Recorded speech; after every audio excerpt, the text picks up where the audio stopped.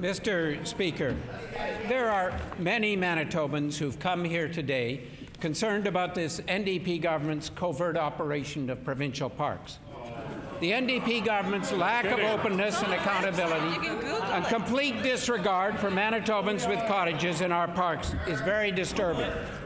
The government is putting in place lease rate increases of up to 750% in provincial parks, as the documents I tabled shows. Mr. Speaker, hardworking Manitobans want to enjoy their well-deserved breaks with their family and friends at their cabin. Google that, John? Yes. I asked the Premier, why is he making it so expensive for Manitobans to enjoy what little summer we have? Mr. Speaker, the member opposite needs to understand the fundamental issue, which I believe he does. The expenses incurred to provide services to those cottagers, and they have been broken down on a cottage-by-cottage basis, unlike any municipality in Manitoba, are $4 million. The revenues generated are $1.7 million.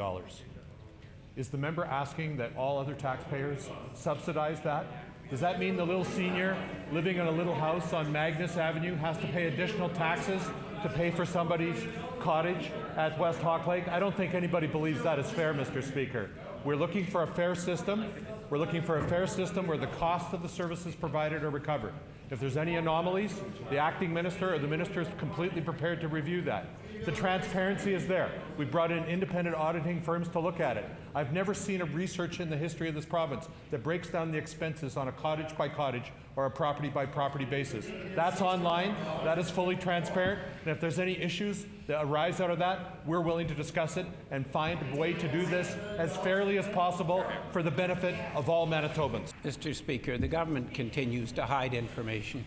I mean, why is the government, instead of putting the money coming in from the lease rental rates towards services, putting it into general revenue? That's not accountability. Dan Kloss with the Whiteshell Cottagers Association told this morning of a meeting with a government representative. He asked for full information on the expenses and the revenues of the Whiteshell Provincial Park. Instead of the information, the government representative replied, "You don't want to know." This is abhorrent in a democratic society to have a government dedicated to secrecy and not letting people know basic information. I asked the Premier, why is he not providing the basic information cottagers need and want? Mr. Speaker, if there's any information that any cottager wants, the department will provide it. They'll provide it on a cottage. They'll provide it on a cottage by cottage basis. The acting minister is prepared.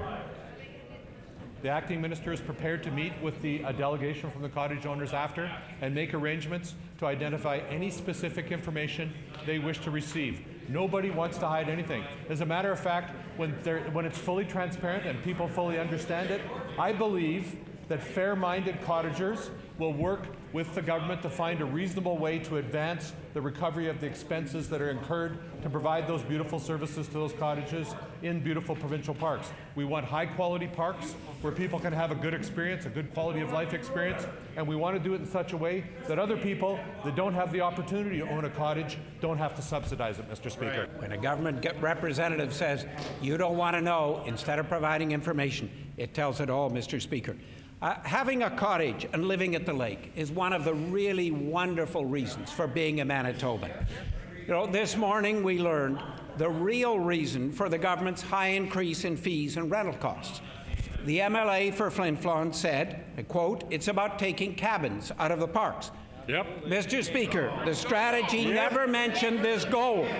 Why did the government hide its intention to take cabins out of our parks and to evict cottagers from our provincial parks? Mr. Speaker, we've added 1,392 additional cottage lots in parks in Manitoba.